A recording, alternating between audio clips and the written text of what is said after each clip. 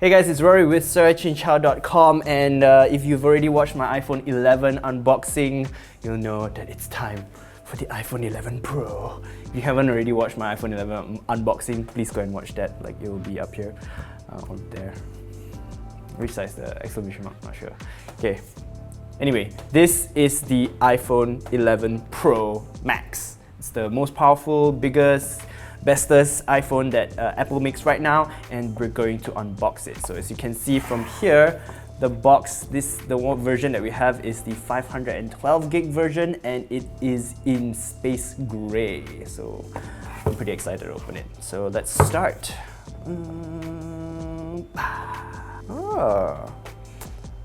As usual, it also has the little camera cutout for your oversized camera bump.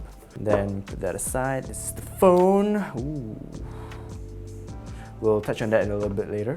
And of course, as usual, some paperwork designed by Apple in California, which is more stuff that we're not going to read. And then inside, you will have, as usual, a pair of earpods, not to be confused with AirPods because they're wired. But, okay, so this is new because while the other iPhone 11 came with a USB Type-A to Lightning cable, this actually has a USB Type-C to Lightning cable.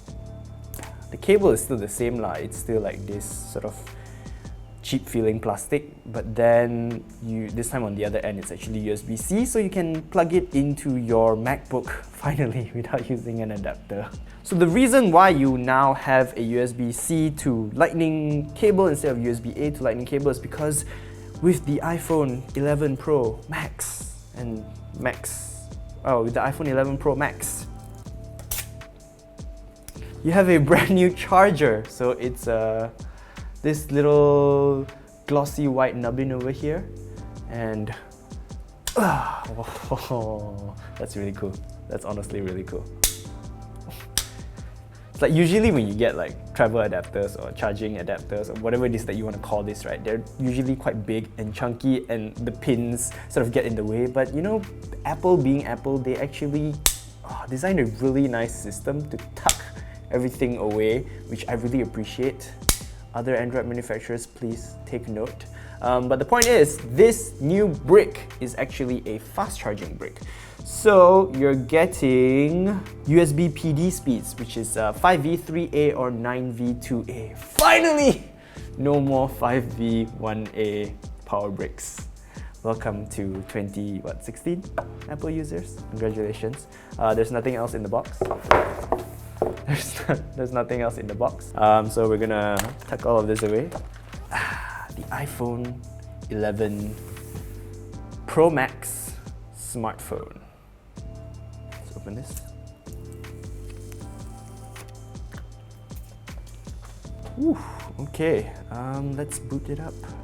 Okay, so while it's booting up and setting up, let me talk you through some of the specs. So this, like I said, is the iPhone 11 Pro Max. Now you may notice the names itself is a little bit different. It's not just 10 and then the more affordable ones, the 10R, for example. This one is actually, they're all called iPhone 11s now. So it's the iPhone 11, which is actually the replacement for the 10R, and then you have the iPhone 11 Pro and Pro Max, which is the replacement for the iPhone 10s and 10s Max. So that means the Pro version is supposed to be the more capable one. Obviously, it's not like the Pro was one step higher than the previous flagship duos. So what's new with this smartphone? Well, with that Pro name, it gets a lot more power and capabilities. So inside, you'll find Apple's brand new A13 Bionic processor, which is currently the most powerful processor that Apple makes. And you know, you've already seen what it can do. The A12 was already really capable, and this is even more powerful than that. Besides that, you're also getting this new sort of look and new body, which I have already completely smudged up. So this new body, you may notice, comes now with a frosted sort of a matte finish textured back. So it's no longer just some glossy fingerprint magnet. Now it is a matte fingerprint magnet. But I have to say that it's slightly less fingerprint magnety than the shiny version lah. Another thing that you may notice is that the Apple logo has now been moved to the center of the smartphone rather than the sort of like higher up just below the camera bump that it used to feature on the XS and the 10.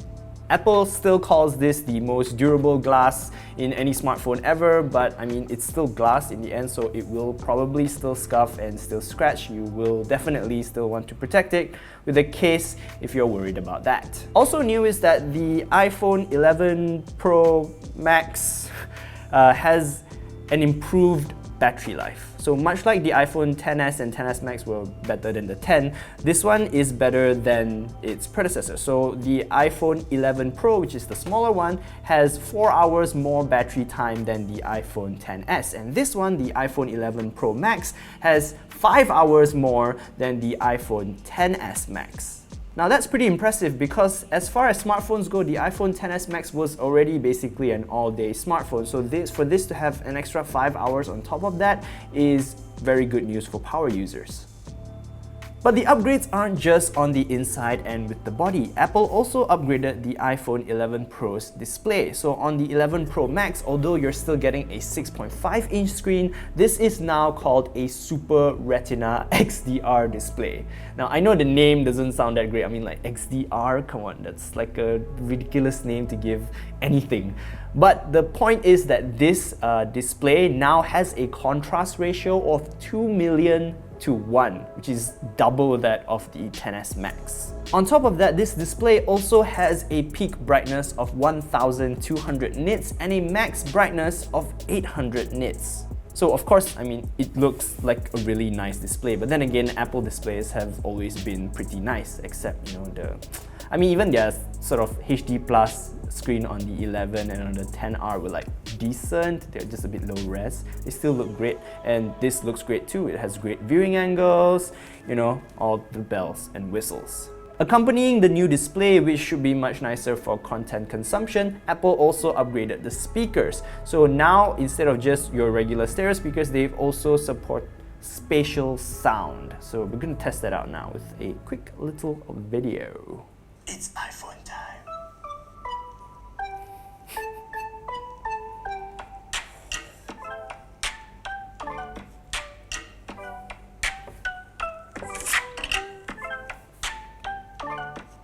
Hey guys, it's Rory with searchinchart.com, and as you can see, there is an iPhone in front of me. Okay, yeah, so the speakers definitely sound really good, but if I have to say that, if I had to decide whether they sound better than the iPhone 11, it's kind of hard because they both sound really good. Like there's nice stereo separation, they're very loud, but I don't know if I'm getting like the whole spatial effect thing. Maybe you need a different kind of video for that to really kick in. But again, these speakers are great and some of the best when it comes to earpiece and bottom firing combos. But that's enough of that. I know what everyone is here for, and that is the iPhone 11 Pro Max's most significant upgrade, and that is its cameras.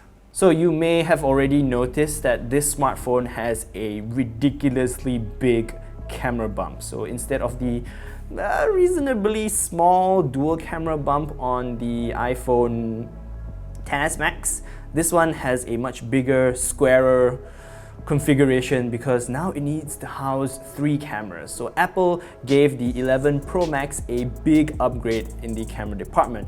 You go from 2 12-megapixel cameras, one for telephoto, one for wide angle, to a triple 12-megapixel camera setup. So you have still the 12-megapixel wide angle camera, the 12-megapixel telephoto camera, but now there's also a 12-megapixel ultra wide angle camera. And as usual, Apple being Apple, they said that they spent a lot of time calibrating these 3 cameras so that, you know, you get a very similar experience across all the shooters, all the focal lengths, which is something that, you know, not every Android smartphone does. So theoretically, you shouldn't see a big drop in terms of quality and color accuracy and white balance and all that stuff, but there's really only one way to find out, is to test it out.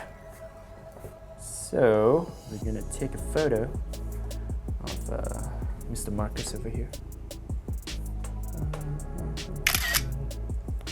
So as you can see, there's like a big, sorry, not just ultra wide, 2 times zoom out. That never gets old. So when you're switching between the camera modes, right, I don't know if this camera can pick it up, but if you're switching between the camera modes, you can see like where the computer is sort of like, you know, working to realign the cameras, especially with like subjects and faces. You can actually see it sort of try to adjust the image so that whatever's centered in one camera will remain centered when you switch between focal lengths, and I think that's really cool. That's not something everybody does. In fact, there are a lot of Android flagships that don't do that, so this is pretty nice to see. On top of that, this new triple camera setup also gives the iPhone a feature that I think a lot of people have been asking for, and that is night mode. So with the new iPhone 11 Pro and Pro Max, you actually get access to night mode. So if we were to switch to the normal wide-angle camera and point it at like a dark scene, point at this dark scene, and then a little icon will appear that will allow you to take with night mode. But here's the problem with night mode. So night mode on the iPhone is completely automatic. You can either have it auto or off. You can't manually turn it on. So like you can't take like a daylight shot and force it to use night mode, which is what you can do with something like Huawei's implementation. And that will help sort of even out all the tones. You can use it as sort of like a super duper HDR mode for daylight shots. With the iPhone, you don't get that luxury. The phone decides when it's going to turn on or night mode or give you access to night mode, and when it doesn't want you to get access to night mode, it just doesn't. You can't force it to turn on. But I mean, I guess for the average iPhone user, that doesn't matter because I mean, the iPhone takes great daylight shots anyway. So the thing that we're trying to find out is, you know, how good is night mode? Well, it's kind of hard to decide in this kind of lighting situation, but we will be doing a proper camera comparison on this channel very soon, so stay tuned for that. Besides the back cameras, the front camera has also been upgraded. So instead of a 7 megapixel selfie shooter, now you're getting a 12 megapixel selfie shooter. So this, in addition to giving you better sort of selfies, it also unlocks a couple more improvements and a couple new features. It can also do slow-fies, which is like a slow-mo selfie video that you can use to record fast-moving objects like your face.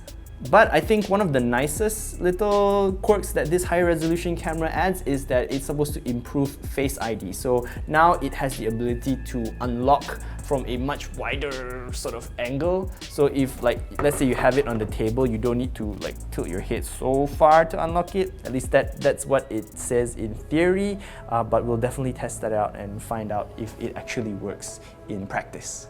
But yeah, that's about it. Those are the big main differences between the iPhone 11 Pro series and the iPhone XS series. You get a whole bunch of new stuff, which I mean is a pretty decent upgrade, but you also lose like some of Apple's signature features. Like for example, on this smartphone, there's no more 3D touch. Instead, it's just haptic touch. So it's not pressure sensitive anymore. You just need to press and hold for a while for the usual 3D touch features to come in. Now, I didn't use 3D touch that much, so I don't think I'll miss it a lot, but those of you who do, you know, that's a bit of a bummer lah.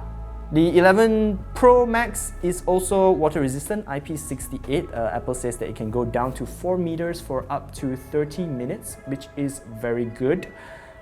But I think one of my favorite features, I don't even know if you can call it a feature, but one of my favorite things about the new iPhone series is that it's actually more affordable across the board at launch compared to its predecessor. So the XS Max at launch was more expensive than the more capable, newer iPhone 11 Pro and Pro Max at launch. So this is pretty much exactly the same as the iPhone 11, which was like 200 bucks. I think this is around the same ballpark, but it varies depending on your memory configuration. So yeah, that's it. I think that's pretty much all I have to say about the iPhone 11 Pro Max. I think that, I mean, it's a new iPhone. It's probably going to be really good at being a new iPhone.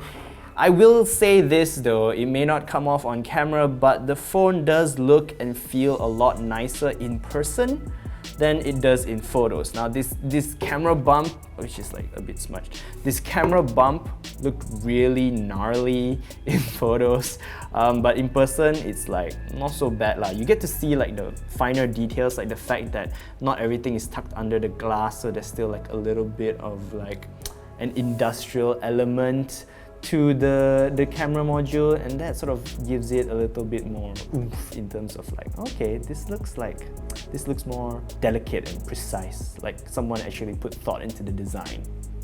But you know, your mileage may vary, so just go and check it out for yourself at any Apple store. And yeah, let me know your thoughts on the iPhone 11 Pro Max in the comments below. Do you think it's a worthy successor to the previous iPhones? Do you think they should have called it the Pro when they still gate so many of their features behind an automatic system that decides for you whether or not you want to use a certain function? You know, like I can't manually turn on night mode. There's no manual camera mode. Why is it a Pro again? You know, let me know your thoughts in the comments below. But yeah, that's where I'm gonna end this video. Thank you so much for watching. I hope you enjoyed it. If you did, be sure to give it a thumbs up. Don't forget to subscribe to our YouTube channel and click on the notification bell icon so you don't miss any of our future uploads. You can also like us on Facebook or keep your browser locked to searchinsha.com for everything that matters in tech. In the meantime, if you want to check out our latest video, it is over here. And if you want to check out my iPhone 11, the non-Pro version unboxing, that's over here. Alright, thank you so much for watching. I'm Rory and I will see you in the next video. Bye!